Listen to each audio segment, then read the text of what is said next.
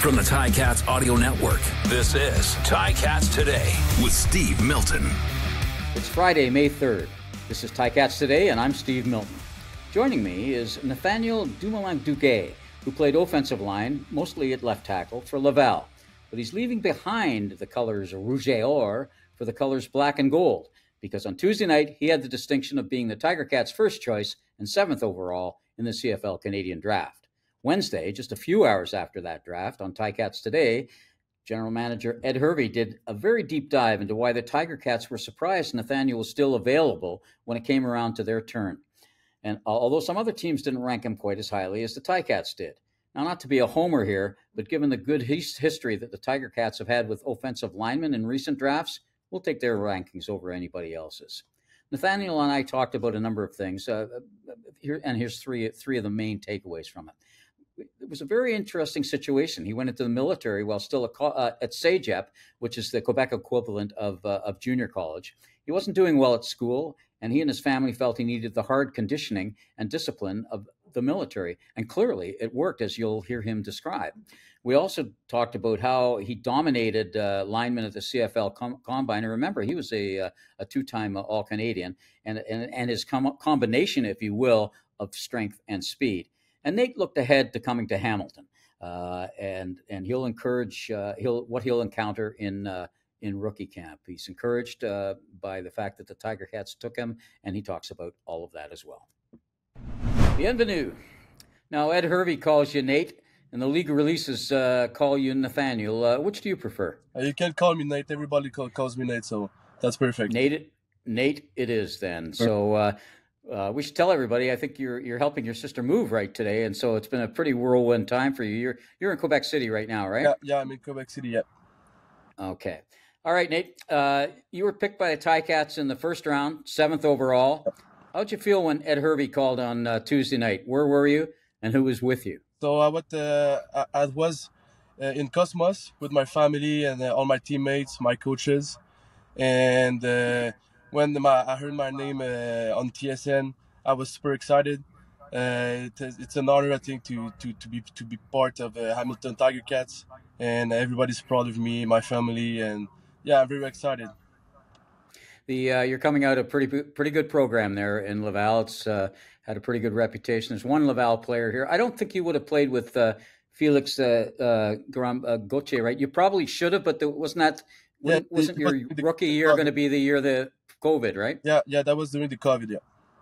But do you know him? Yeah, I know him a little bit. So during the off season, he's coming to Quebec, so we gym a little bit together and we talk a little bit. Yeah, so I know him a little bit. So there'll be a friendly face once the veterans come into town a few days after you were with her. Now let's take a look at you and your position. Now you're joining an offensive line crew which has 3 excellent veterans, and they're well compensated veterans, so they're pretty entrenched. Mm-hmm.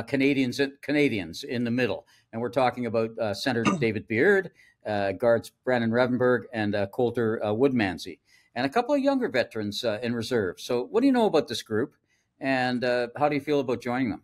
So I don't know that much about that group. So to be honest, I didn't think that Hamilton was going to pick me. It was a big surprise for me. So I'm very happy to be there.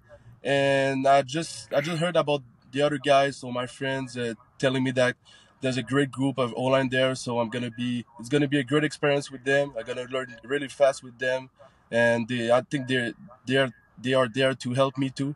So I'm very excited to work with them. Why didn't you think Hamilton's going to pick you? I don't have really a reason for that. I thought that Calgary was gonna pick me because of the mock draft. So on like 3 or 4 mock draft, I was going to be drafted by Calgary. So my head was maybe at Calgary. I knew that Winnipeg was really hype on me. So I think I was going more to Calgary or Winnipeg. So, but I'm happy with Hamilton. I'm very happy with Hamilton. I mean, and Montreal chose right after Hamilton did, Yeah. and was that the team you followed CFL-wise growing up? Did you follow the Owls? A little bit, but not that much, no.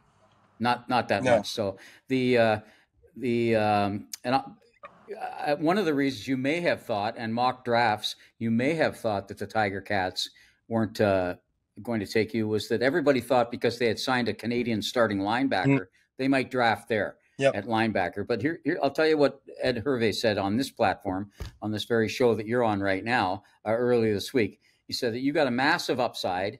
He feels you were the most ready to play of all the players who were still on the board after about number 5, number 6, number 7 in there, and they were going to keep their draft choice because they thought they could get you, and that you had this tremendous upside. And he said, guys like him down the road, you end up looking for, and you can't find him. And the quote that he used was, they're not walking around in the mall. They're with somebody by then. So as I say, he said you were the most ready to play of any of the players, and there was hundreds left up there.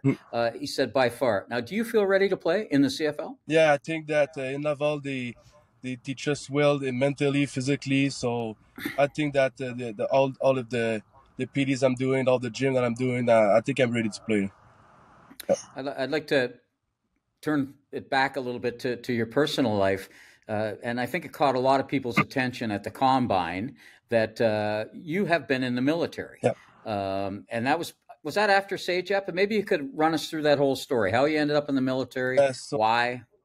So when I went to CEGEP, me and the school had a really long story. So my first year I didn't pass all of my classes. So the next year my coaches gave me a chance and told me that they're gonna give me a last chance at school, and didn't work again. So I had a chat with my family, and we decided that I should go try into the army. So in 2018, I went into the army. I did my basic training, and it went pretty well. I really liked it, and after my training camp, I was doing English courses because my English wasn't very good. You mean after basic training in the military? You took English courses then? Yes, after. Yes, I'm sorry. Yeah. Okay, yeah, okay. 3-month basic training. So after I went into English classes during about 6 months, and during the English classes, I found in the town senior team. It was the Epsiode of Saint-Jean. So right there in this team, the coach was named Jonathan Saint-Pierre. He was playing for center from Toronto Argos. So he told me that he was looking himself in me, and I was a very good player, and he convinced me to go play back in CEGEP my last year. Yeah. And were you playing for this? You say it was a senior league team, right? Senior league, yeah. Yeah, so not school. It was just an amateur team playing senior ball. Yeah. And but you were still in the military at the time. Yes. Okay. And what was your rank in the military? So I started as a how can I say this? I was supposed to be a bosun. It's a boat. So I was just called a bosun. Yeah. For a bosun, but it was only 9 months. Was that what you signed up for, or did you decide to leave? Well, I signed up for a 4-year, but it's called a VR. So it's a paper that you sign, and you gotta explain what you're gonna do in the future. So you give this to your major, and after he decide if you can quit the army, or if you're gonna take you in the so he's gonna tell you if you can go out and quit the army, or if you don't accept it and you just stay in the army. So okay, and so he told me that I had good reason, and he accepted me to quit. Yeah.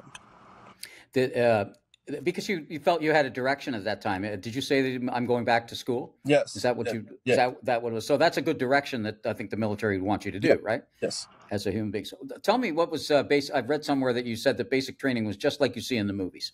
Oh yeah. So it's like it's a big day. So you start off at 4 a.m. You get morning PDs.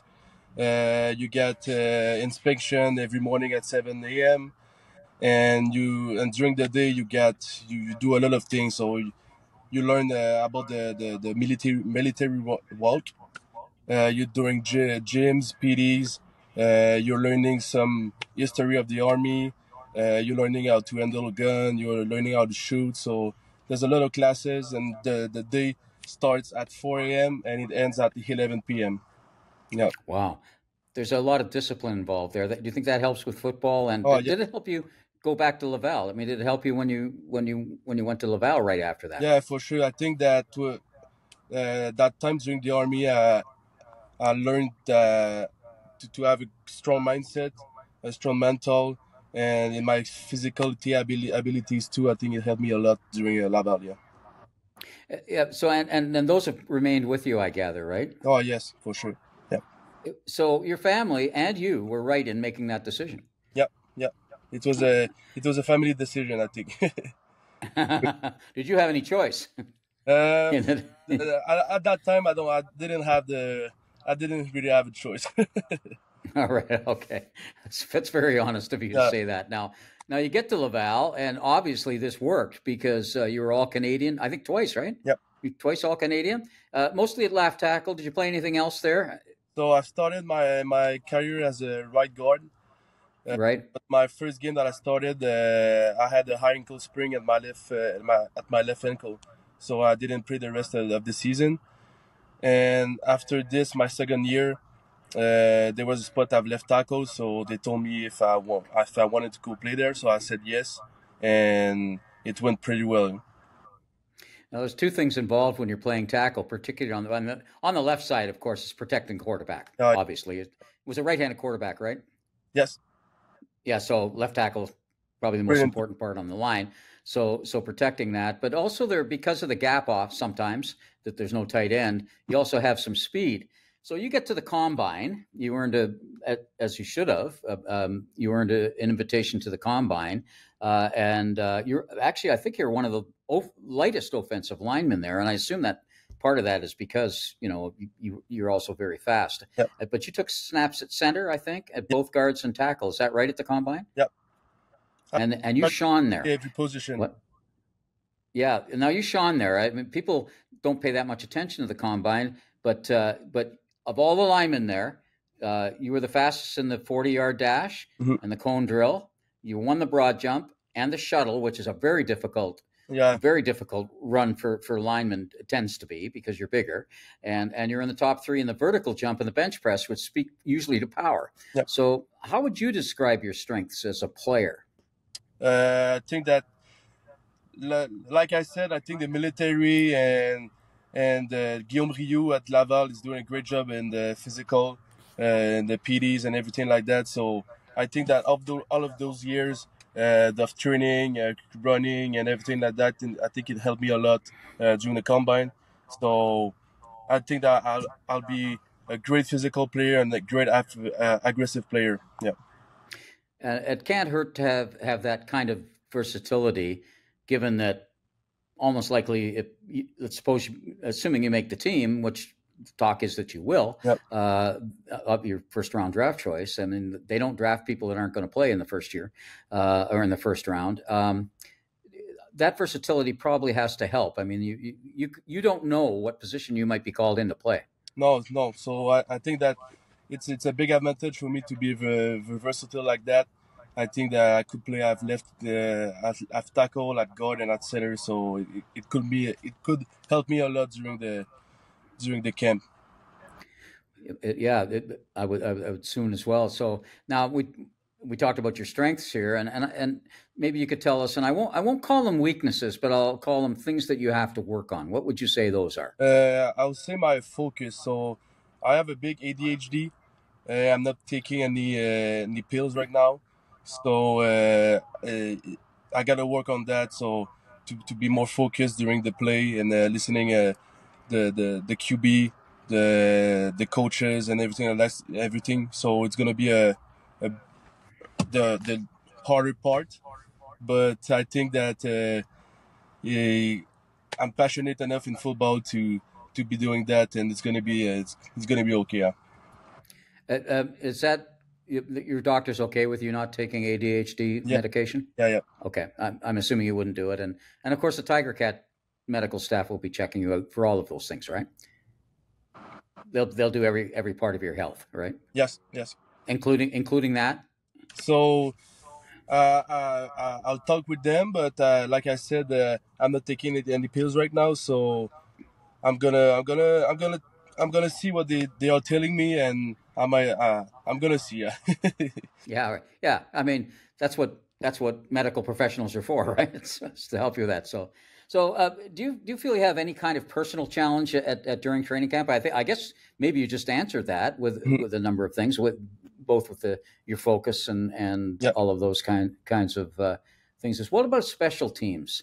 You're fast for your size, and you're big. So did you play at Laval? And I'm assuming they've talked to you a little bit about special teams. Laval, I was not on the special teams. I was only doing the field goals. So I think that I'm confident enough to be doing some special teams. I think I'm confident in my athleticism and in my physical abilities. So I'm gonna see in the camp what they're gonna tell me. But I'm ready for everything. Mike Gibson's the line coach, the offensive line coach. Has he talked to you since you were drafted? He called me yesterday. So we talked a little bit, but he told me that he was going to call me later. So I'm waiting for his call. Now, it's a very big jump. Yeah. A very big jump from, and you know this, from even to be somebody that dominated or was such a star in college ball as you were. It's a fairly big jump to pro. Now, at rookie camp, you'll be with a lot of other rookies, and the quarterbacks will be there. And that gives you a chance to get up to speed with the team and its playbook, the practice schedule, just being a professional where you have no other, you're not going to school or anything like that. So you get all the team's quarterbacks will be there. So it's very important for a guy like you to understand the cadence of each individual guy on offense. So do you think that'll help in making you feel more at home by the time the veterans come in 3 days later? You'll feel a little more home here? Oh, for sure. I think the rookie camp is for that. So I think it's a very important camp that you learn all of the basics, all of the terms that they use, and you can adapt to the speed of the game. So I think that it will help me a lot for the real camp. Okay, one last one here, Nate. Are you nervous? A little bit. But I'm like I said to everybody, I'm just gonna do my own thing. I love playing football. I have confidence in my capacity, so I'm just going out there and play football. Okay, Nate, we appreciate your time, and I know it's been a whirlwind week for you. I can imagine you haven't slept too much. You're being a great brother, helping your sister move today, and you've had the draft and getting ready to move to a new city. So we'll be talking to you on the field next week at Ron Joyce Stadium on the McMaster campus. Perfect. So to everybody else, tune in for next week's episodes, most of which will be eyewitness reports from the sidelines of training camp. I'll do them, and other observers will do them as well. So have a great weekend, everybody, and thank you for listening and viewing on Ticats Audio Network. This has been Ticats Today, and I'm Steve Milton. This has been Ticats Today with Steve Milton. Catch it on Spotify, YouTube, Apple Podcasts, and anywhere else you get your podcasts.